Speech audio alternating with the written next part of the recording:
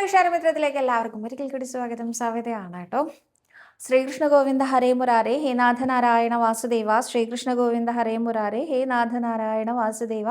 ശ്രീ ഗുരുവായൂരപ്പ ശരണം ഹരേ. ഇന്നത്തെ സത്സംഗത്തിലേക്ക് എല്ലാവർക്കും ഒരിക്കൽ കൂടി സ്വാഗതം. ഇന്ന് ഞാൻ രാവിലെയാണ് ഷൂട്ട് ചെയ്യണമെന്നുള്ളതുകൊണ്ട് എനിക്ക് ഉച്ചപൂജയുടെ അലങ്കാരം എന്താണെന്ന് പറയാറായിട്ടില്ല കേട്ടോ.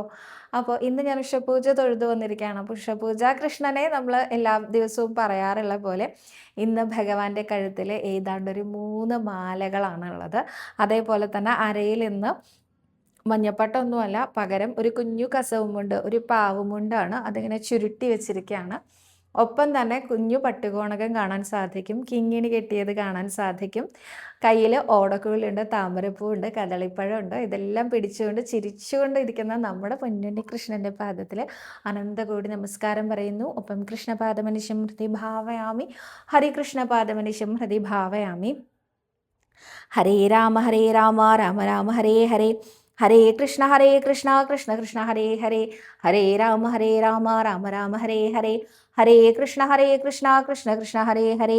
പൂർവം രാമതപോവനാദിഗമനം ഹത്വാ മൃഗം കാഞ്ചനം, വൈദേഹി ഹരണം ജടായുമരണം, സുഗ്രീവ സംഭാഷണം, ബാലീ നിഗ്രഹണം, സമുദ്രതരണം, ലങ്കാപുരീദാഹനം, പശ്ചാൽ രാവണ കുംഭകർണഹനനം.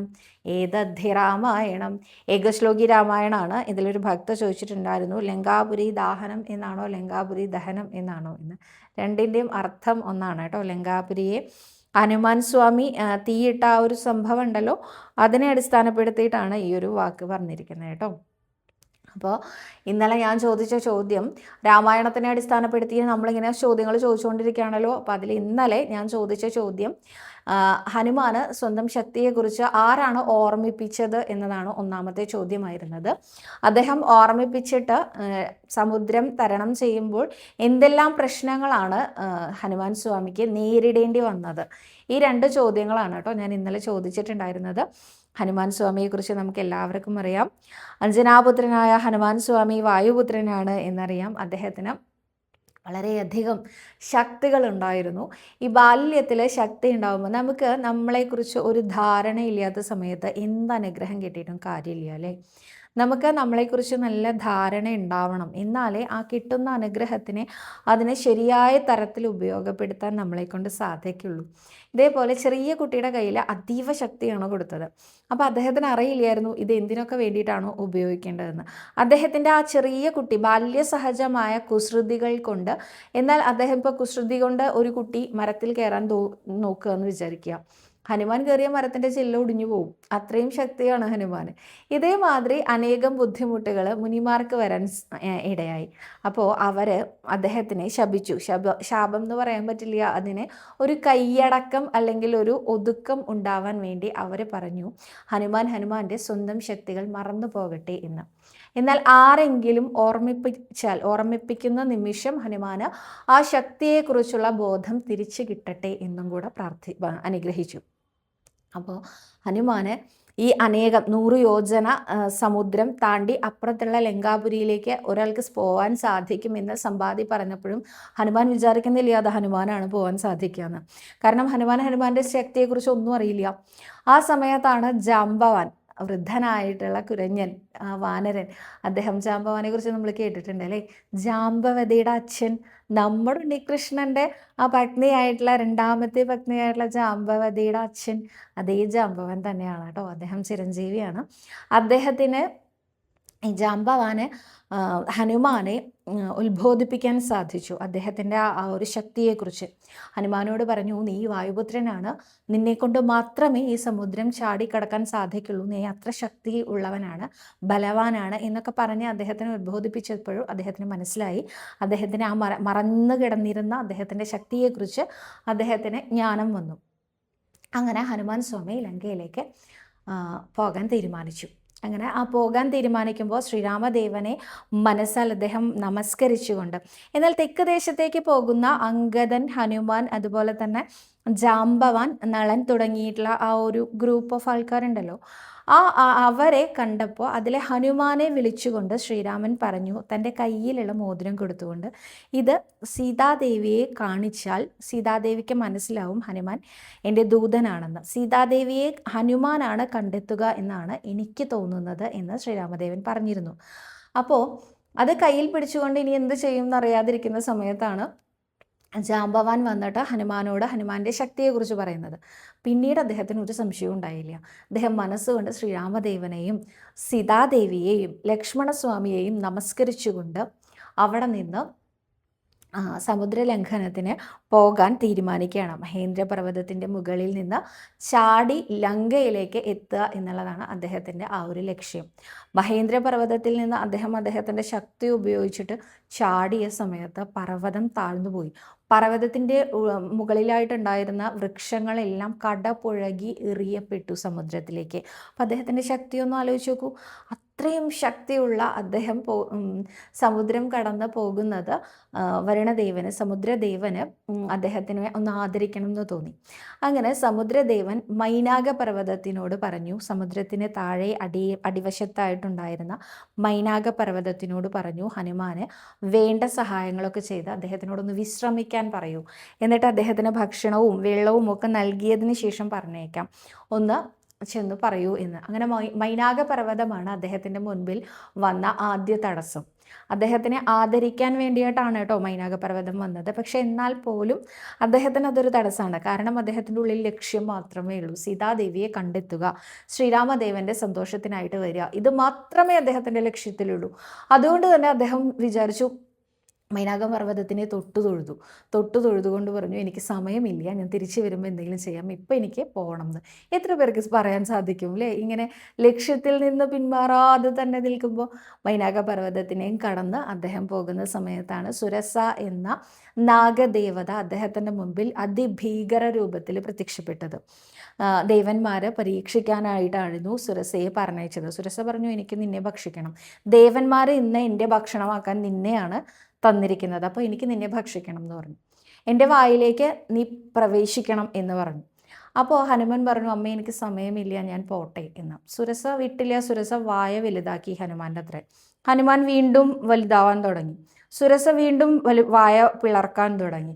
ഇങ്ങനെ വായ പിളർന്ന് വലുതായ സമയത്ത് ഹനുമാൻ എന്ത് ചെയ്തു എന്നറിയൂ? വളരെ ചെറിയ രൂപം സ്വീകരിച്ച് ആ സുരസയുടെ വായിൽ പ്രവേശിച്ച് അപ്പോൾ തന്നെ ക്ഷണം നേരം കൊണ്ട് തന്നെ തിരിച്ചിറങ്ങി.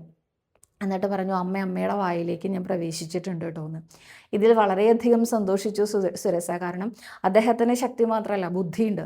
അത് വേണ്ട സമയത്ത് പ്രയോഗിക്കാനുള്ള ആ ഒരു കഴിവും അദ്ദേഹത്തിനുണ്ട്. അപ്പോൾ ദേവന്മാരും അതുപോലെ തന്നെ സുരസയും അദ്ദേഹത്തിനെ അനുഗ്രഹിച്ചു. അതിനുശേഷം വീണ്ടും ഇവർ പോകുന്ന സമയത്താണ് സിംഹിക എന്നൊരു രാക്ഷസി ഇദ്ദേഹത്തിനെ തടയാനിടയായത്. സിംഹിക എന്ന രാക്ഷസിക്ക് ഛായാഗ്രാഹിണി എന്നൊരു പേര് കൂടി ഉണ്ട് അത്രേ. എന്താണ് ഛായാഗ്രാഹിണി എന്ന് പറഞ്ഞാൽ? നിഴൽ നോക്കിയിട്ട്, അതായത് സമുദ്രത്തിൻ്റെ മുകളിലൂടെ പോകുന്ന നിഴലുകൾ നോക്കി ആ നിഴലിൻ്റെ ഉടമസ്ഥനെ പിടിച്ച് വലിച്ച് സമുദ്രത്തിലേക്ക് താഴ്ത്തി ഭക്ഷിക്കുക എന്നതാണ് ആ സിംഹിക എന്ന രാക്ഷസിയുടെ ഒരു സ്വഭാവം ഉണ്ടായിരുന്നത്. എന്നാൽ ഈ കാര്യം സുഗ്രീവൻ പറഞ്ഞിട്ട് ഹനുമാൻ അറിയാം, സിംഹിക എന്ന് പറഞ്ഞൊരു രാക്ഷസി ഉണ്ട് എന്നും നമ്മുടെ നിഴലിൽ നിന്ന് താഴേക്ക് വലിക്കുന്നു. അപ്പോൾ വളരെയധികം വേഗതയോടുകൂടി സഞ്ചരിച്ചിരുന്ന ഹനുമാന്റെ വേഗത ഇങ്ങനെ കുറയാൻ തുടങ്ങി. അപ്പോൾ ഹനുമാൻ വിചാരിച്ചു, എന്താണ് വേഗത കുറയണേന്ന് നോക്കുമ്പോൾ സിംഹിക താഴെ നിന്ന് തൻ്റെ നിഴൽ അടിയിലേക്ക് വലിച്ചുകൊണ്ടിരിക്കുകയാണെന്ന് മനസ്സിലായി. ഹനുമാൻ എന്ത് ചെയ്തു? വീണ്ടും വളരെ ചെറിയ രൂപം ധരിച്ച് സിംഹികയുടെ വായിലൂടെ അകത്തേക്ക് കടന്ന് അവിടെ ആന്തരിക അവയവങ്ങളെല്ലാം കീറി മുറിച്ച് സിംഹികയെ വധിച്ചു കളഞ്ഞു. അപ്പോൾ അദ്ദേഹത്തിൻ്റെ മുന്നിലുള്ള ആ ഒരു ഒബ്സ്റ്റക്കിൾ, ആ ഒരു തടസ്സവും അദ്ദേഹം മറികടന്നുകൊണ്ട് ലങ്കാപുരിയിലേക്ക് എത്തുകയാണ്. ലങ്കാപുരിയിലേക്ക് എത്തുന്ന സമയത്ത് അതീവ സൗന്ദര്യമുള്ള ഒരു നഗരമാണ് കേട്ടോ ലങ്കാപുരി. വിശ്വകർമാവ് നേരിട്ട് സൃഷ്ടിച്ചതാണ് ലങ്കാപുരിയെ. അപ്പോൾ ലങ്കാപുരി അത്ര അധികം ഭംഗിയുള്ളതാണ്. ലങ്കാപുരിയിൽ ഇങ്ങനെ വരുമ്പോൾ തന്നെ അദ്ദേഹത്തിന് അതിൻ്റെ കടുത്ത രീതിയിലുള്ള ആ ഒരു എന്താ പറയുക, ബാരിക്കേഡ്സോ അല്ലെങ്കിൽ എന്താ പറയുക തടസ്സങ്ങളൊക്കെ വെച്ച് പുറത്തു നിന്ന് ആക്രമണം വരാതിരിക്കാൻ ഉണ്ടാക്കിയ സുരക്ഷാ മാർഗങ്ങളൊക്കെ കാണാനിടയായി. അപ്പോൾ തന്നെ ഹനുമാൻ മനസ്സിലായി കുറച്ച് ബുദ്ധിമുട്ടുണ്ടായിരിക്കും കടക്കാനെന്ന്. എന്നാലും ഹനുമാൻ അങ്ങോട്ട് ചെല്ലുന്ന സമയത്താണ് ലങ്കിണി എന്ന ആ ഒരു അസുര സ്ത്രീ അവിടെ മുമ്പിൽ തന്നെ ഉണ്ടായിരുന്നത്. ലങ്കിണി പറഞ്ഞു, ആരാണ് കടക്കാൻ, ഇവിടുത്തെ കാവൽക്കാരിയാണ്, നീ എന്തിനാണ് ഇവിടെ കിടക്കുന്നത്? അപ്പോൾ വളരെ സാധാരണ നിലയിലുള്ളൊരു വാനര രൂപത്തിലാണ് ഇദ്ദേഹം ചെല്ലുന്നത്. അദ്ദേഹം പറഞ്ഞു, ഞാനൊന്ന് കയറി കാണാൻ വേണ്ടിയിട്ടാണ്, എനിക്ക് ഈ ലങ്കയുടെ ഭംഗി കണ്ടപ്പോൾ ഒന്ന് കാണണം എന്ന് തോന്നി, വേറെ ഒരു ഉദ്ദേശവും ഇല്ല, ഞാൻ കടന്നോട്ടെ എന്ന് ചോദിക്കുന്ന സമയത്ത് ലങ്കിണി തടഞ്ഞു. ലങ്കിണി പിടിച്ചു വയ്ക്കാൻ നോക്കി ആ ഹനുമാനെ. അപ്പോൾ ഹനുമാൻ മനസ്സിൽ വിചാരിക്കുകയാണ്, ഇതൊരു സ്ത്രീയാണ്, ഒരുപാട് ശക്തി പ്രയോഗിക്കരുത് എന്നൊക്കെ വിചാരിച്ചുകൊണ്ട് ഒന്നോ കൊടുത്തു. ഇത്രയും വിചാരിച്ചുകൊണ്ടാട്ടോ ഒന്ന് കൊടുക്കുന്നത്. ആ ഒറ്റ അടിയിൽ തന്നെ ലങ്കിണി വീണു. ലങ്കിണി എഴുന്നേറ്റ് നിന്നുകൊണ്ട് ഹനുമാനോട് പറഞ്ഞു, എനിക്കിപ്പോൾ മനസ്സിലായി നീ വാനരനാണ് എന്ന്, നീ ശക്തിമാനായ ശ്രീരാമദൂതനാണ് എന്ന്. എങ്ങനെയാണ് മനസ്സിലായത് എന്ന് ചോദിച്ചാൽ, ബ്രഹ്മാവിൻ്റെ പ്രവചനം ഉണ്ടായിരുന്നു, ഒരു വാനരൻ്റെ തല്ലുകൊണ്ട് ഞാൻ എന്നാണോ നിലത്ത് വീഴുന്നത് അന്ന് ഈ എന്താ പറയുക, ലങ്കാപുരിയുടെ അധപതനം ആരംഭിക്കും എന്നും, അതുപോലെ തന്നെ രാവണൻ്റെ അഹങ്കാരം ശമിക്കും എന്നും, അതുകൊണ്ട് അങ്ങ് എങ്ങോട്ടച്ച പോയിക്കോളൂ എന്ന് പറഞ്ഞുകൊണ്ട് ലങ്കിണി ഹനുമാനെ സ്തുതിച്ചു എന്നും കൂടി പറയാറുണ്ട് കേട്ടോ. എന്തായാലും ഇത്രയും തടസ്സങ്ങളാണ് ഹനുമാൻ്റെ മുമ്പിൽ വന്നത്. അപ്പോൾ ഞാൻ ഏതൊക്കെ തടസ്സങ്ങളാണ് പറഞ്ഞിട്ടുണ്ട്. ജാമ്പവാനാണ് ഹനുമാൻ്റെ ശക്തിയെക്കുറിച്ച് ഓർമ്മിപ്പിച്ചത്. അതേപോലെ തന്നെ സമുദ്രത്തിൽ ആദ്യം മൈനാകപർവ്വതം വന്നു, പിന്നെ സുരസ വന്നു, അത് കഴിഞ്ഞ് സിംഹിക വന്നു, ഇപ്പോൾ ലങ്കിണിയും വന്നു. ഇത്രയും തടസ്സങ്ങളെ എല്ലാം അതിജീവിച്ചുകൊണ്ട് ഹനുമാൻ മുന്നോട്ട് പോയി. ഹനുമാൻ ഓരോ ഉദ്യാനത്തിലും ഓരോ ഗൃഹങ്ങളിലും കയറി നോക്കി, അവിടെ സീതയുണ്ടോ, സീതയെ കാണുന്നില്ല. അതിനുശേഷം പിന്നെയും ആ രാവണൻ്റെ കൊട്ടാരത്തിലെത്തി, അതീവ മനോഹരമായ സ്വർണ്ണ കൊട്ടാരം, അതിലെ അന്തപുരത്തിലെത്തി. ആ സമയത്ത് ഹനുമാൻ സ്വാമിക്ക് സീതാദേവിയെക്കുറിച്ച് ഒന്നും അറിയില്ല, സീതാദേവിയെ കണ്ടിട്ടില്ല. ശ്രീരാമദേവനും ലക്ഷ്മണദേവനും ഒക്കെ പറഞ്ഞ് കേട്ടിട്ടുള്ളൊരറിവല്ലാതെ സീതാദേവിയെ കണ്ടിട്ടില്ല. അപ്പോൾ രാത്രിയായി ഹനുമാൻ ലങ്കാപുരിയിലെ അന്തപുരത്തിലെത്തുമ്പോൾ അനേകം സ്ത്രീകളെ അവിടെ കാണുന്നുണ്ട്. ഇതിൽ ഏതാ സീതാദേവി എന്നറിയില്ലല്ലോ. ദേവസ്ത്രീകളുണ്ട്, ഗന്ധർവ സ്ത്രീകളുണ്ട്, കിന്നര, അപ്സര ഒക്കെ ആ വിഭാഗത്തിലൊക്കെ പെട്ട സ്ത്രീകൾ അവിടെ അനേകം പേര് ഉണ്ട് അത്രേ. ഇത് ഇപ്പോഴത്തെ കുട്ടികളോടുള്ള എൻ്റെ ഒരു മറുപടിയാണ് കേട്ടോ.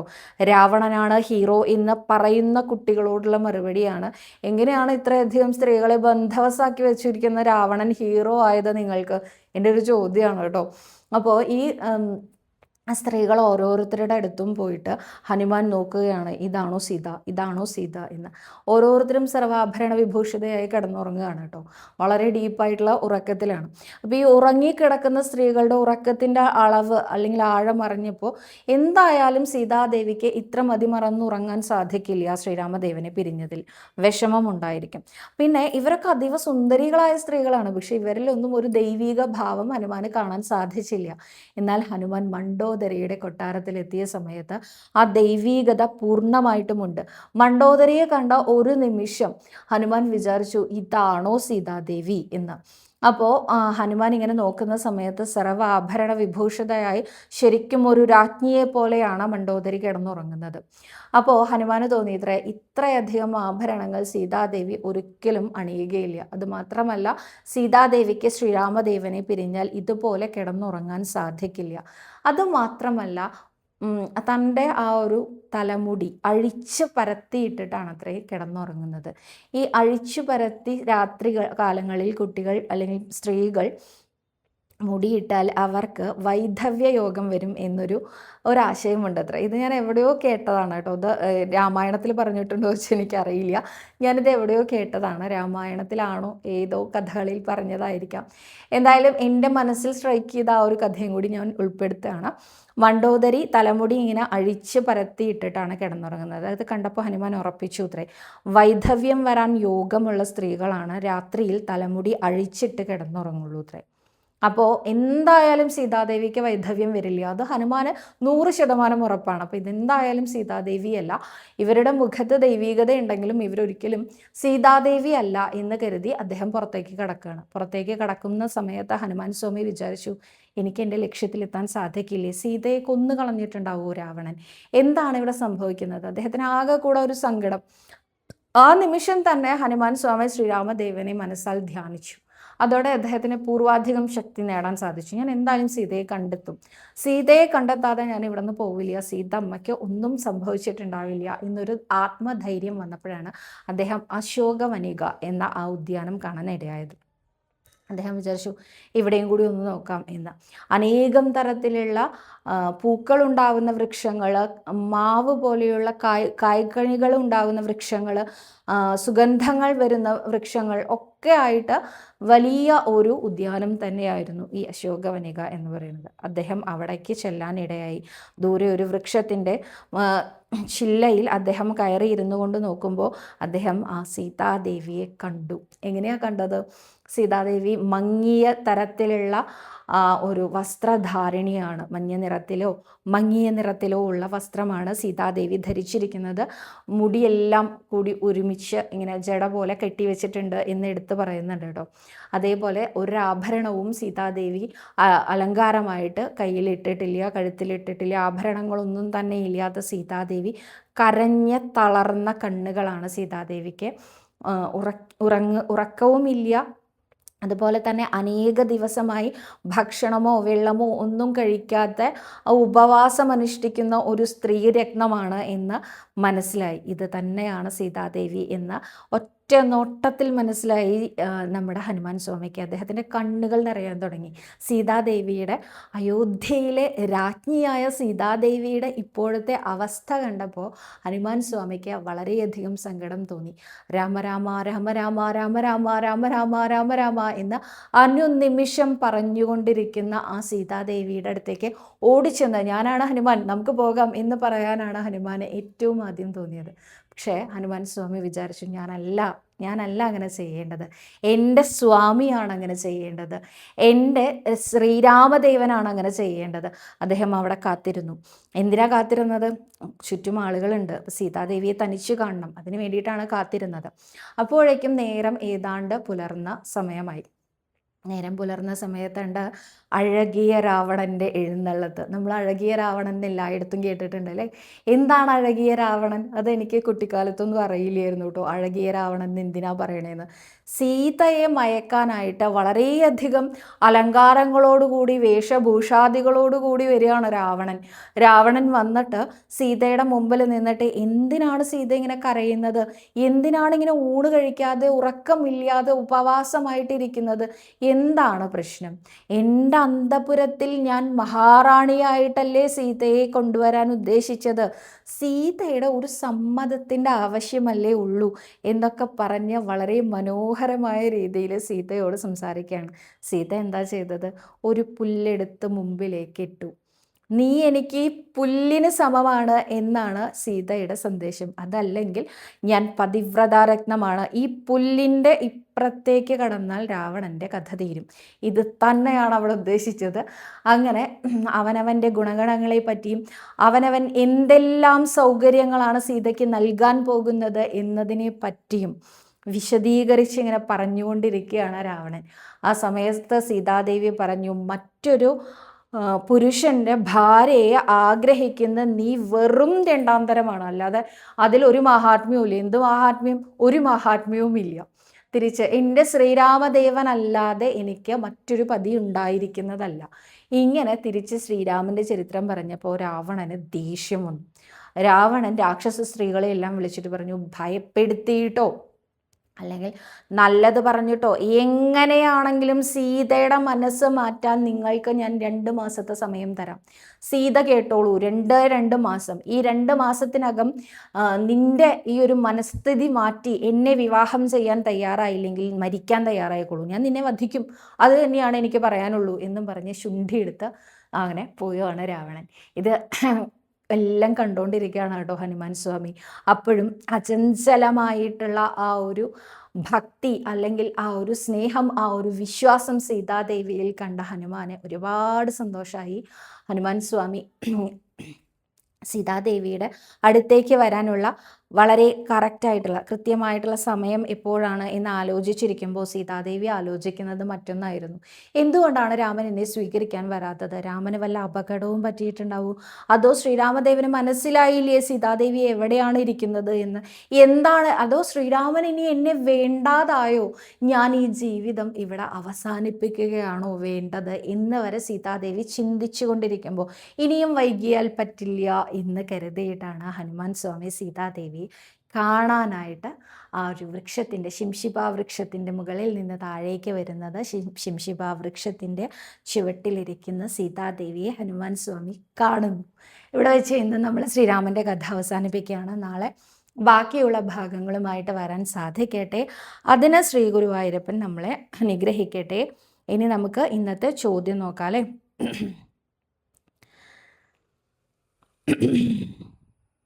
ആദ്യം ഒരു വലിയ ചോദ്യം ഉണ്ട് കേട്ടോ. പ്രവീണ എന്ന ഭക്തയാണ് പറഞ്ഞിരിക്കുന്നത്. ഡിയർ സവിത, ഞാൻ വളരെയധികം കൺഫ്യൂഷനിൽ ആയിരുന്ന ഒരു സാഹചര്യത്തിലൂടെയാണ് കടന്നുപോയത്. ഒരു വിഷയത്തിൽ എനിക്ക് വ്യക്തമായ ഒരു ഉത്തരം വേണമായിരുന്നു. എന്ത് ചെയ്യണമെന്നോ എന്ത് തീരുമാനം എടുക്കണമെന്നോ എനിക്ക് അറിയില്ലായിരുന്നു, മനസ്സിലാകുന്നില്ലായിരുന്നു. അപ്പോഴാണ് പണ്ടൊരിക്കൽ ഒരു വീഡിയോയിൽ കേട്ട ഒരു കാര്യം ഓർമ്മ വന്നത്. ഗുരുവായൂരപ്പനോട് യെസ് അല്ലെങ്കിൽ നോ എന്ന രീതിയിൽ നോട്ടിട്ട് പ്രാർത്ഥിച്ച് മാർഗനിർദ്ദേശം ചോദിക്കാമെന്ന്. അത് കണ്ട് ഞാനതുപോലെ ചോദിച്ച് യെസ് എന്ന് കിട്ടി.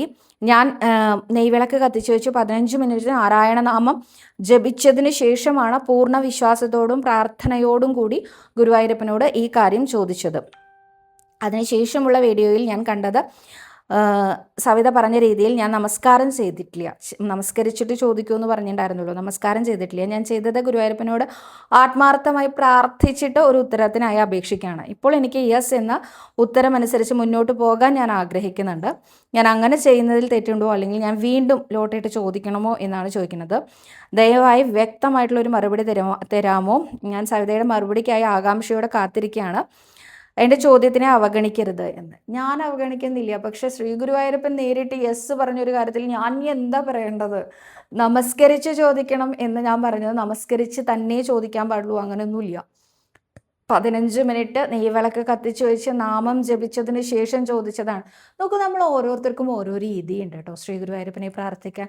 ഞാൻ പറയാറുണ്ട് നിങ്ങളോട് 12 നമസ്കാരം ചെയ്തോളൂ, നാരായണ നാമം ജപിച്ചോളൂ, ബാണയുദ്ധം ചൊല്ലി നമസ്കരിച്ചോളൂ എന്നൊക്കെ. എന്നാൽ ഇതൊന്നും അല്ലാത്ത വേ ഉണ്ടായിരിക്കാം നിങ്ങൾക്ക്, ഇല്ലേ? എനിക്കുണ്ട് എൻ്റേതായൊരു രീതി പ്രാർത്ഥിക്കുന്നതിൽ. ആ ഒരു രീതി ആയിരിക്കില്ല എൻ്റെ തൊട്ടപ്പുറത്തുള്ള ആൾക്ക്. അനുഗ്രഹങ്ങളും അങ്ങനെയായിരിക്കില്ല. ഒരാൾക്ക് നൽകുന്ന അനുഗ്രഹമായിരിക്കില്ല വേറൊരാൾക്ക് നൽകുന്നത്, അതും ഡിഫറെൻ്റ് ആയിരിക്കും. അതുകൊണ്ട് തന്നെ ഏത് രീതിയിലാണെങ്കിലും ശ്രീ ഗുരുവായൂരപ്പനെ ഉറച്ച് വിശ്വസിച്ചുകൊണ്ട് നിങ്ങളൊരു തീരുമാനത്തിലെത്തിയെങ്കിൽ അത് ഒരിക്കലും മാറ്റരുത്. യെസ് എന്ന് ഭഗവാന്റെ കയ്യിൽ നിന്ന് കിട്ടിയ മറുപടിയാണ് നിങ്ങൾക്ക്. അതിൽ ഉറച്ച് വിശ്വസിച്ച് മുന്നോട്ട് പോകൂ. അതിലിനി എൻ്റെ ഒരു ആൻസറിൻ്റെ ആവശ്യമേ വരുന്നില്ല കേട്ടോ.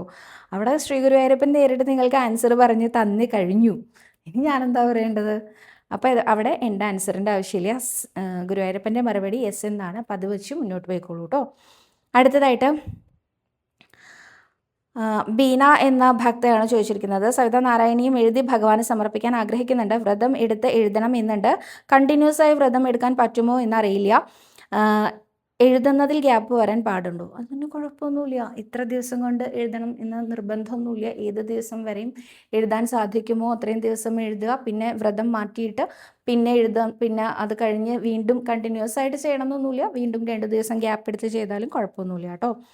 അടുത്തതായിട്ട് ആര്യ എന്ന ഭക്തയാണ് ചോദിച്ചിരിക്കുന്നത്. ഫസ്റ്റ് ടൈമാണ് ഞാൻ ചോദിക്കുന്നത്. ഇന്ന് സവിത പറഞ്ഞു, നമ്മൾ മനസ്സിലൊരു കാര്യം ചെയ്യണമെന്ന് ഉറച്ചു നിൽക്കുന്നുവെങ്കിൽ ഭഗവാനെ നമസ്കാരം ചെയ്ത് പ്രാർത്ഥിച്ചാൽ മതി എന്ന് പറഞ്ഞല്ലോ. എനിക്കൊരു സംരംഭം തുടങ്ങാൻ അതിയായ ആഗ്രഹമുണ്ട്. അതെൻ്റെ ജീവിതമാർഗമാണ്. എന്നാൽ അതിനുവേണ്ടി പണമൊക്കെ എങ്ങനെ ശരിയാക്കും? ഇത് എനിക്ക് തനിയെ തുടങ്ങി വിജയിക്കാൻ പറ്റുമോ എന്നൊക്കെ പേടിയാണ്. എനിക്ക് ഭഗവാനോട് എങ്ങനെയാണ് ചോദിച്ചു മനസ്സിലാക്കാൻ പറ്റുന്നത്? സവിത ദയവായി ഇതിന് ഉത്തരം തരണേ എന്ന്. നമുക്ക് നമ്മൾ ഞാൻ 2 ദിവസം മുമ്പത്തെ വീഡിയോയിലാണ് പറഞ്ഞിരുന്നത് ശ്രീ ഗുരുവായൂരപ്പനോട് ചോദിച്ചോളൂ, ഉത്തരം കിട്ടുമെന്ന്. നമ്മൾ ഉത്തരത്തിനായി കാത്തിരിക്കാൻ ആദ്യമായിട്ട് പഠിക്കണം. കാത്തിരിക്കുക തന്നെ വേണം. എനിക്കൊന്നും ഒരു ചോദ്യം ചോദിച്ച ഉടനെ ഉത്തരം കിട്ടാറില്ല. ഞാൻ ചിലപ്പോൾ വർഷങ്ങളോളം കഴിഞ്ഞിട്ടായിരിക്കും എനിക്ക് അതിൻ്റെ ഉത്തരം കിട്ടിയിട്ടുണ്ടാവുക. ചിലപ്പോൾ 1-2 മാസത്തിനുള്ളിൽ, ചിലപ്പോൾ ഇതുപോലെ ഇമ്മീഡിയറ്റ് ആയിട്ട് നമുക്ക് തീരുമാനം വേണ്ടതാണെങ്കിൽ ഒരാഴ്ച കഴിഞ്ഞിട്ട്, ഇങ്ങനെയൊക്കെ ആയിരിക്കും ഭഗവാന്റെ ഉത്തരം കിട്ടുക. അപ്പോൾ തന്നെ ഉത്തരം കിട്ടുന്ന ആൾക്കാരെയും എനിക്കറിയാം കേട്ടോ. അവരത്രയും ജപമുള്ളവരായിരിക്കും. അവരത്രയും ഗുരുവായൂരപ്പനോട് ചേർന്ന് നിൽക്കുന്നവരായിരിക്കും. നമ്മളത്രയും എത്തിയിട്ടില്ലെങ്കിൽ നമുക്ക് ആ ഉത്തരത്തിന് ഇത്തിരി ഡിലേ വരും. പക്ഷെ എന്നാലും കണ്ണടച്ചിരുന്ന ഉണ്ണി കൃഷ്ണ ഞാൻ എന്താ ചെയ്യണ്ടേ എന്ന് ചോദിച്ചാൽ നമ്മുടെ ഉള്ളിൽ നിന്ന് തന്നെ ആ ഉത്തരം വരും. ഉറപ്പായിട്ടും അത് വരും. അതിനെ ശ്രദ്ധിക്കണം. അതിനെ ഇഗ്നോർ ചെയ്യാതെ മുന്നോട്ട് പോകണം. അതേ വേണ്ടൂ കേട്ടോ. മാത്രമല്ല, എങ്ങനെ അറിയണം എന്ന് ചോദിച്ചാൽ ഇപ്പോൾ ഈ ലോട്ടിട്ട് നോക്കുന്നത് നമ്മൾ സാധാരണക്കാരായതുകൊണ്ടാണ്. നമുക്ക് ഭഗവാനെ ഇന്ന് വായ കൊണ്ട് മറുപടി കിട്ടണമെന്ന് ആഗ്രഹിക്കുന്ന ആൾക്കാരല്ലേ നമ്മൾ. നമ്മളെ വിളിച്ചിട്ട് ഇങ്ങനെ പറയണം, സവിത ഇങ്ങനെ ചെയ്തോളൂ എന്ന് പറയണം. അല്ലാതെ ഉള്ളിലിരുന്ന് ഒരാൾ പറയുന്നു എന്നൊക്കെ പറയുമ്പോൾ നമുക്ക് ഇത്തിരി അത് പോരാന്ന് തോന്നുന്ന ആൾക്കാരാണ്. അതാണ് ഞാൻ ലോട്ടിട്ട് നോക്കിക്കോളൂ എന്ന് പറഞ്ഞത്.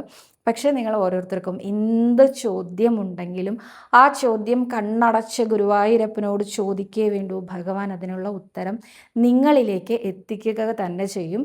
ഇപ്പോൾ ഇങ്ങനൊരു സംരംഭം തുടങ്ങണം എന്ന് ആഗ്രഹിച്ചുകൊണ്ട് എന്തെങ്കിലും ഒരു പുതിയ വഴിപാട് തുടങ്ങുമോ ഗുരുവായൂരപ്പനോ? ഗുരുവായൂർ ക്ഷേത്രത്തിൽ വന്ന് ഗുരുവായൂരപ്പനെ വഴിപാട് ചെയ്യണം എന്നല്ല ഞാൻ പറഞ്ഞത്. നിങ്ങളുടെ വീട്ടിൽ നിന്നുകൊണ്ട് തന്നെ ഇപ്പോൾ എനിക്കൊരു പുതിയ സംരംഭം തുടങ്ങണം, അതാണല്ലോ എൻ്റെ ആവശ്യം. അപ്പോൾ അതിനായിട്ട് ഞാനൊരു 12 ദിവസം ഗുരുവായൂരപ്പനെ ഭജിക്കാൻ തീരുമാനിച്ചു. എങ്ങനെയാണ് ഭജിക്കണേ? എനിക്ക് ഏറ്റവും ഇഷ്ടം നാരായണനാമം ജപിക്കാനാണ്. ഞാനൊരു 12 ദിവസം നാരായണനാമം ജപിക്കും. എത്ര ജപിക്കും? 12,000 വെച്ച് ജപിക്കാം. നെയ്വിളക്ക് കത്തിച്ച് വെച്ച് ജപിക്കാം. അപ്പോൾ 12 ദിവസത്തോണ്ട് നിങ്ങൾക്ക് അതിലേക്ക് എത്തിച്ചേരാൻ പറ്റും. നിങ്ങൾക്ക് എന്താണോ നല്ലത് ആ ആൻസറിലേക്ക് നിങ്ങൾക്ക് എത്തിച്ചേരാൻ പറ്റും കേട്ടോ. അപ്പോൾ ഇതുപോലെ നിങ്ങളുടെ ഉള്ളിൽ തന്നെ നിങ്ങൾക്ക് അതിനുള്ള ഉത്തരം ഉണ്ടായിരിക്കും, ഉറപ്പായിട്ടും ഉണ്ടായിരിക്കും. അപ്പോൾ ആ ഉത്തരത്തിലേക്ക് എത്താനായിട്ട് അല്ലെങ്കിൽ ഒരു 3 ദിവസം, ഞാൻ അടുത്ത 3 ദിവസം ഭഗവാനെ സ്തുതിക്കുകയാണ്. ഇങ്ങനെ ഞാൻ ബാണയുദ്ധം ചൊല്ലും, 3 നേരം ചൊല്ലും, അല്ലെങ്കിൽ 3 പ്രാവശ്യം ചൊല്ലും. എന്നിട്ട് 3 ദിവസം കഴിഞ്ഞാൽ ഞാൻ ഗുരുവായൂരപ്പനോട് ഒന്നുകൂടി ചോദിക്കാം. അപ്പോൾ എനിക്ക് ഉത്തരം കിട്ടും. ഇതേമാതിരി നിങ്ങൾക്ക് എന്തെങ്കിലും ഒരു വഴി തിരഞ്ഞെടുക്കാവുന്നതാണ്. അത് ഇന്നതെന്നില്ല. 12 ദിവസമാവാം, 3 ദിവസമാവാം, 7 ദിവസമാവാം, 12 നമസ്കാരമാവാം, നാരായണ നാമമാവാം, നാരായണീയമാവാം. നിങ്ങൾക്ക് ഇഷ്ടമുള്ളൊരു ഭജനയുടെ രീതി ഉണ്ടാവുമല്ലോ, അത് വെച്ച് നിങ്ങൾ ഗുരുവായൂരപ്പന് പ്രത്യേകമായിട്ട് എന്തെങ്കിലും ഒന്ന് ചെയ്യൂന്നേ. അല്ലെങ്കിൽ ഒരു പാൽപ്പായസം വയ്ക്കാം. നന്നായിട്ട് കുക്ക് ചെയ്യാൻ അറിയുന്ന ഒരു വീട്ടമ്മയാണെന്ന് വിചാരിക്കുക. ഞാൻ ഉണ്ണിക്ക് ഒരു പാൽപ്പായസമൊക്കെ ഉണ്ടാക്കട്ടെ എന്ന് പറഞ്ഞൊരു പാൽപ്പായസമൊക്കെ ഉണ്ടാക്കിയിട്ട് ഉണ്ണികൃഷ്ണൻ്റെ മുമ്പിൽ നമ്മൾ പൂജാമുറിയിൽ വിളക്ക് കൊളുത്തുന്ന ആ ഒരു സ്ഥലത്ത് അവിടെ കൊണ്ടുവച്ചിട്ട്, ഉണ്ണികൃഷ്ണ എനിക്കൊരു തീരുമാനം പറഞ്ഞു തരൂ. ഈ പായസമൊക്കെ കഴിച്ച് ഉണ്ണി റിലാക്സ്ഡ് ആയിട്ടുള്ള നല്ല മനസ്സോട് കൂടിയിട്ട് ഈ അമ്മയ്ക്കൊന്ന് പറഞ്ഞു തരൂ എന്താ ഞാൻ ചെയ്യേണ്ടത് എന്ന് അങ്ങനെ ഒന്ന് ചോദിച്ചു നോക്കൂ. അതും നല്ലൊരു വഴിയാണ് കേട്ടോ. അപ്പോൾ ഉണ്ണികൃഷ്ണനോട് ചോദിച്ചാൽ ആൻസർ കിട്ടും. ഇത്രയും ഞാൻ പറഞ്ഞിട്ടുള്ളൂ. പിന്നെ ഒരു കാര്യം കൂടി ഉണ്ട് കേട്ടോ. നമ്മുടെ മനസ്സ് എത്രത്തോളം ശുദ്ധമാകുന്നോ അത്രത്തോളമേ നമുക്ക് ഭഗവാനിൽ നിന്ന് ഉത്തരം കിട്ടുള്ളൂ. അതൊരു വലിയ കാര്യം തന്നെയാണ്. നമ്മൾ അവർ നശിച്ചു പോകട്ടെ, ഇവർ നശിച്ചു പോകട്ടെ, അവർക്കെന്താ ഇങ്ങനെ കിട്ടണേ, എനിക്കെന്താ ഇങ്ങനെ കിട്ടാത്തത്, ഇങ്ങനെയുള്ള അസൂയ, കുശുമ്പ്, ചീത്ത കാര്യങ്ങൾ ഇതൊക്കെ വിചാരിച്ചുകൊണ്ട് ഭഗവാൻ എന്താ എന്നെ കേൾക്കാത്ത, എനിക്കെന്താ മറുപടി തരാത്ത എന്നൊന്നും ചോദിച്ചാൽ ഭഗവാൻ വരില്ല. വളരെ ശുദ്ധമായ മനസ്സിലേക്ക് ഭഗവാൻ വരുള്ളൂ. അപ്പോൾ ആദ്യം എന്താ വേണ്ടത്? അതൊക്കെ ആ ചിന്തകളൊക്കെ എടുത്ത് മാറ്റുക, നമ്മളെക്കുറിച്ച് മാത്രം ചിന്തിക്കുക. ശ്രീ ഗുരുവായൂരപ്പനോട് കോനിഷ്ടമൊന്നും ചോദിക്കാതിരിക്കുക. ഇത് എളുപ്പമൊന്നും അല്ല കേട്ടോ. എനിക്കടക്കം എല്ലാവർക്കും വരും ഓരോ കോനിഷ്ട ചിന്ത. അവർക്കെന്താ അത് അങ്ങനെ കിട്ടിയത്, ഇവർക്കെന്താ ഇത് ഇങ്ങനെ കിട്ടണത്, എനിക്കെന്താ അങ്ങനെ കിട്ടാത്തത്, ഞാനെന്താ തെറ്റ് ചെയ്തത്, ഇങ്ങനത്തെ ചോദ്യങ്ങളൊക്കെ നമ്മുടെ ഉള്ളിലൊക്കെ ഉണ്ടാവും. അപ്പം അതിനെയൊക്കെ ആദ്യം തുടച്ച് വൃത്തിയാക്കുക, അതിനുശേഷം ചോദ്യങ്ങൾ ചോദിക്കുക. ഭഗവാൻ ഉറപ്പായിട്ടും ഉത്തരം നമുക്ക് പറഞ്ഞു തരുന്നതാണ് കേട്ടോ. അടുത്തതായിട്ട് അഞ്ജനായസ് പ്രമോദ് എന്ന ഭക്തയാണ് ചോദിച്ചിരിക്കുന്നത്. ഹായ് സവിത ചേച്ചി, എൻ്റെ കുട്ടിക്ക് 2 വയസ്സും 6 മാസവുമായി. അവന് ഭയങ്കര വാശിയാണ്. എനിക്ക് ഇനി അംഗനവാടി പോകുമ്പോൾ എന്താവും എന്ന് ഓർത്ത് ഇപ്പോഴേ ടെൻഷനാണ്. അവൻ്റെ വാശി മാറാൻ എന്ത് വഴിപാടാണ് ചെയ്യേണ്ടതെന്ന്. കുന്നിക്കുരുവോ അല്ലെങ്കിൽ മഞ്ചാടിക്കുരുവോ കൊണ്ടുവന്ന് നമ്മുടെ ഉണ്ണികൃഷ്ണന് സമർപ്പിച്ചോളൂ കേട്ടോ. വാശിക്കാരൻ്റെ വാശിയൊക്കെ മാറാൻ അത് നല്ലതാണ്. വാശിക്കാരനെ ഇവിടെ കൊണ്ടുവന്ന് മഞ്ചാടി കൊണ്ട് തുലാഭാരം തൂക്കാന്ന് നേർന്നോളൂ. നാരായണീയത്തിലെ 45-ാമത്തെ ദശകം ചൊല്ലി നമസ്കരിച്ചോളൂ. അത് ഉണ്ണികൃഷ്ണൻ്റെ വികൃതി അടങ്ങിയ ദശകമാണ്. അപ്പോൾ ആ ദശകം ചൊല്ലി നമസ്കരിക്കുന്നതും നല്ലതാണ് കേട്ടോ. അടുത്തതായിട്ട് കൃഷ്ണനിധി എന്ന ഭക്തയാണ് ചോദിച്ചിരിക്കുന്നത്. സവിത ചേച്ചി, എനിക്ക് ഒരു കോളേജിൽ അഡ്മിഷൻ കിട്ടി. പക്ഷെ ഞാൻ ആഗ്രഹിച്ച കോളേജിൽ എനിക്ക് കിട്ടിയില്ല. അവിടെ കിട്ടുമെന്ന് എനിക്ക് തോന്നുന്നില്ല, കാരണം എൻ്റെ മാർക്ക് കുറവാണ്. ഒട്ടും ചാൻസ് ഇല്ല ഞാൻ ആഗ്രഹിച്ച കോളേജിൽ കിട്ടാൻ വേണ്ടിയിട്ട്. എന്നാലും മനസ്സിൽ എവിടെയോ ഒരു ഉറപ്പ് കിട്ടുമെന്ന് തോന്നുന്നുമുണ്ട്. ചേച്ചി ഭഗവാനോടൊന്ന് പ്രാർത്ഥിക്കുമോ? കിട്ടിയില്ലെങ്കിലും കുഴപ്പമില്ല, എന്നാലും ഞാൻ പ്രതീക്ഷ കൈവിടുന്നില്ല എന്ന്. കിട്ടിയില്ലെങ്കിലും കുഴപ്പമില്ല എന്നല്ല, എനിക്കത് കിട്ടണമെന്ന് ഭഗവാനോട് മോഹമായിട്ട് പറഞ്ഞു നോക്കൂ. പക്ഷേ ആ ഒരു കോളേജിൽ അഡ്മിഷൻ കിട്ടുന്നത് കൊണ്ട് കുട്ടിക്കൊരു ദോഷവും ഉണ്ടാവരുത്. നമുക്ക് ദോഷം വരണമെന്ന് നമ്മൾ കരഞ്ഞു പ്രാർത്ഥിച്ചാലും ഭഗവാൻ തരില്ല കേട്ടോ. കാരണം എന്താ, നമ്മുടെ സ്വന്തമാണ് ഉണ്ണികൃഷ്ണൻ. അപ്പോൾ നമ്മളെ ഇങ്ങനെ കൊണ്ടുപോയി കുഴപ്പത്തിലാക്കുന്ന കാര്യങ്ങളൊന്നും ഭഗവാൻ ചെയ്യില്ല. നമുക്ക് തോന്നും ചില കുഴപ്പങ്ങളൊക്കെ നമുക്ക് വന്നല്ലോ, ഗുരുവായൂരപ്പൻ വിചാരിച്ചാൽ ഇതൊക്കെ മാറ്റി തരാറുന്നില്ലേ, അന്ന് ഞാൻ ആ വഴിക്ക് പോവാതിരുന്നാൽ മതിയായിരുന്നില്ലേ എന്നൊക്കെ തോന്നും. പക്ഷേ അതിൻ്റെ പിന്നിലൊരു കാരണം ഉണ്ടായിരിക്കും. ആ കാരണം നിങ്ങളെ തേടി എത്തുന്നത് വരെ കാത്തിരിക്കണം എന്ന് മാത്രം. പക്ഷേ ആ കോളേജിൽ തന്നെ അഡ്മിഷൻ കിട്ടണമെന്ന് മോഹം ഉണ്ടെങ്കിൽ, എനിക്ക് അത് നല്ല ആഗ്രഹമുണ്ട്, എനിക്കൊന്ന് സാധിപ്പിച്ചു തരുമോ എൻ്റെ ഉണ്ണികൃഷ്ണ എന്ന് പറഞ്ഞ് പ്രാർത്ഥിക്കുന്നതിൽ തെറ്റൊന്നുമില്ല കേട്ടോ. അടുത്തതായിട്ട് ശ്രീജ എന്ന ഭക്തയാണ് ചോദിച്ചിരിക്കുന്നത്. നമസ്കാരം സൗദക്കുട്ടി, എൻ്റെ മകൾക്ക് ഗുരുവായൂരപ്പൻ്റെ നടയിലെ മണിക്കിണറിലെ വെള്ളം കൊണ്ട് തുലാഭാരം ചെയ്യാം എന്നൊരു നേർച്ചയുണ്ട്. അതിന് ഞാൻ എന്താണ് ചെയ്യേണ്ടത് എന്ന്. തീർത്ഥം കൊണ്ട് തുലാഭാരം എന്നാണ് പറയേണ്ടത്. മണിക്കിണറിലെ വെള്ളത്തിന് തീർത്ഥം കൊണ്ട് തുലാഭാരം എന്നാട്ടോ പറയുക. അതവിടെ പോയിട്ട് തുലാഭാരം കൗണ്ടറിൽ പറഞ്ഞാൽ മതി. അവർ അപ്പം തന്നെ തുലാഭാരം തൂക്കും. തൂക്കിയതിന് ശേഷം നമ്മൾ റെസിപ്റ്റ് എടുത്ത് പൈസ അടച്ചാൽ മതി കേട്ടോ. 200 രൂപയെ വരുള്ളൂ കേട്ടോ. അടുത്തതായിട്ട് മീനാക്ഷി എന്ന ഭക്തയാണ് പറഞ്ഞിരിക്കുന്നത്. സൗദ ചോദിക്കാമോ എന്നറിയില്ല. എനിക്കും 2 കുട്ടികളുണ്ട്. 7 വയസ്സായി. 2ആളും ഉറക്കത്തിൽ മൂത്രമൊഴിക്കും. ഭഗവാനെ എന്തെങ്കിലും വഴിപാട് ചെയ്യാൻ സാധിക്കുമോ എന്ന്. അത് തന്നെയാണ് ഞാൻ വേണ്ടത്. ഇപ്പോൾ ഞാൻ പറഞ്ഞ തീർത്ഥം കൊണ്ടുള്ള തുലാഭാരം. പിന്നെ 7 വയസ്സേ ആയിട്ടുള്ളൂ കേട്ടോ. 12 വയസ്സ് വരെ അങ്ങനെ ചെയ്യുന്നതിൽ തെറ്റൊന്നുമില്ല എന്നാണ് ഡോക്ടേഴ്സിൻ്റെ അഭിപ്രായം. പണ്ട് ഞാനത് അന്വേഷിച്ചറിഞ്ഞിട്ടുള്ളതാണ്. അപ്പോൾ അതുകൊണ്ട് 12 വയസ്സ് വരെ പേടിക്കാനൊന്നുമില്ല. എന്നാലും 7 വയസ്സായി വലിയ കുട്ടികളായി എന്നൊക്കെ തോന്നുന്നുണ്ടെങ്കിൽ അവരെയും കൊണ്ടുവന്ന് ഇവിടെ തീർത്ഥം കൊണ്ട് തുലാഭാരം തൂക്കിക്കോളൂ കേട്ടോ. ഗുരുവായൂരപ്പന് സമർപ്പിച്ചോളൂ. അതുകൊണ്ട് മാറ്റം വരാതിരിക്കില്ല. അമ്മ എന്നുള്ള നിലയിൽ ടെൻഷൻ അടിക്കേണ്ട വെച്ചിട്ടാണ് ഞാൻ 12 വയസ്സ് വരെ എന്നുള്ള കാര്യം പറഞ്ഞത് കേട്ടോ. അടുത്തതായിട്ട് നമസ്കാരം സവിത, ഞാനൊരു സംശയം ചോദിക്കുന്നു, തെറ്റാണെങ്കിൽ പൊറുക്കണം. സവിത, ഏകശ്ലോകി രാമായണം ചൊല്ലുമ്പോൾ പൂർവം രാമ എന്ന് തുടങ്ങി ലാസ്റ്റ് ലങ്കാപുരി ദഹനം എന്നാണ് പറയുന്നത്. ശരിക്കും ദഹനം എന്നല്ലേ പറയുന്നത്? ലങ്കയെ ദഹിപ്പിക്കുന്നത് അല്ലേ എന്ന്. എൻ്റെ ഉത്തരം ഞാൻ ആദ്യമേ പറഞ്ഞിരുന്നു കേട്ടോ. രണ്ടും സെയിം അർത്ഥം തന്നെയാണ് വരുന്നത്. ശ്ലോകത്തിലെ ലങ്കാപുരി ദാഹനം എന്നാണ് കൊടുത്തിരിക്കുന്നത്. അതുകൊണ്ടാണ് ഞാൻ അങ്ങനെ പറഞ്ഞത് കേട്ടോ.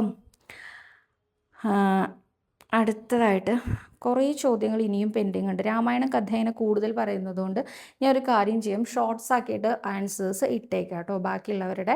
അല്ലെങ്കിൽ ഇതിങ്ങനെ പോകുന്നില്ല. കുറേ അധികം വീഡിയോ ആയാൽ നിങ്ങൾക്കും കാണാൻ ബുദ്ധിമുട്ടുണ്ടായിരിക്കും അല്ലേ. അപ്പോൾ അതുകൊണ്ട് അതിലേക്ക് ഞാൻ പോകുന്നില്ല കേട്ടോ. ഇനി അടുത്തതായിട്ട് സീതയ്ക്ക് അനുകൂലമായി സംസാരിക്കുന്ന ഒരു രാക്ഷസി ഉണ്ടായിരുന്നു കേട്ടോ, സീതയുടെ കാവൽക്കാരിൽ. അത് ആരാണ് എന്നതാണ് ഇന്നത്തെ ചോദ്യം. സീതയ്ക്ക് അനുകൂലമായി സംസാരിച്ച ഒരു രാക്ഷസി ഉണ്ടായിരുന്നു. രാവണൻ സീതയെ നോക്കാൻ ഏൽപ്പിച്ച രാക്ഷസിമാരിൽ ഒരാൾ സീതയ്ക്ക് അനുകൂലമായി സംസാരിച്ചിരുന്നത്. രാമനെ സ്തുതിച്ചുകൊണ്ടാണ് സംസാരിച്ചിരുന്നത്. അത് ആരാണ് എന്നുള്ളതാണ് ഇന്നത്തെ ചോദ്യം. അറിയാവുന്നവരെല്ലാവരും ആൻസർ പറയണം കേട്ടോ. അപ്പോൾ ഇത്രയും ചോദ്യങ്ങളേ ഉള്ളൂ. ബാക്കി ഞാൻ ഷോർട്സിൽ ചെയ്തേക്കാം കേട്ടോ. സർവരോഗ വിനാശന, സർവപാപ വിനാശന, സർവദുഃഖ വിനാശന, സർവസൗഖ്യപ്രദായക ശ്രീ ഗുരുവായൂരപ്പ ശരണം ഹരി. ത്വൽപ്രസാദായ ഭൂയാൽ ശ്രീ ഗുരുവായൂരപ്പ, അങ്ങയുടെ സന്തോഷത്തിനായിട്ട് വരണമേ എന്നാണ് ത്വൽപ്രസാദായ ഭൂയാൽ എന്നതുകൊണ്ട് ഉദ്ദേശിക്കുന്നുള്ളൂ കേട്ടോ. ത്വൽപ്രസാദായ ഭൂയാൽ ശ്രീ ഗുരുവായൂരപ്പ ശരണം ഹരി.